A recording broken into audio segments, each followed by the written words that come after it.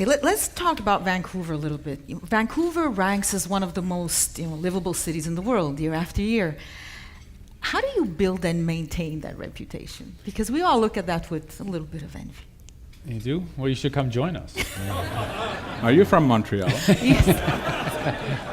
I have to be the advocate, the devil's There's a advocate. new administration. I'm talking about the ranking. It's okay. Yeah. How do you build?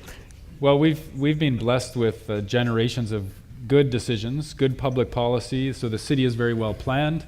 We're obviously blessed by nature. We live in a spectacular setting. And I think that setting, as people came to Vancouver, they were drawn to it, they were inspired by it, and that meant people want to take care of it. They want to take care of this place. We have, much like Montreal, we're a multicultural city, and we're about half Asian, half European origins, and we have about a 1.5% of Indigenous people, the First Nations of our place, who we recognize at every occasion in protocol now, because all the land that we're on is unceded traditional territory of the Coast Salish First Nations in Vancouver. So there's a great mix of cultures that has evolved, and I think a real sense of harmony between cultures.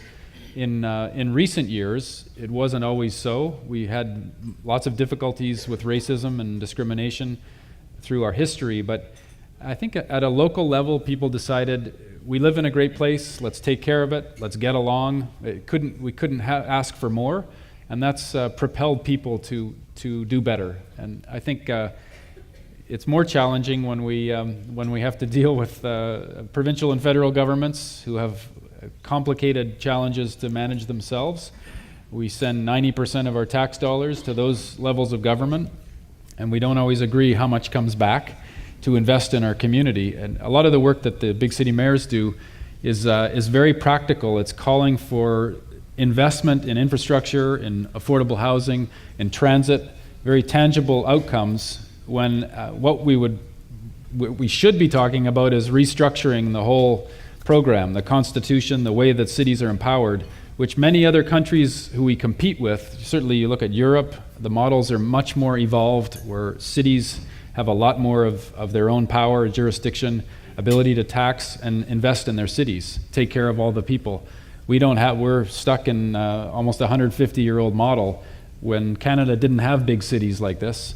And we need to restructure, but as mayors, it's difficult for us. We have to do what's in front of us right now, which is invest in transit and housing and infrastructure.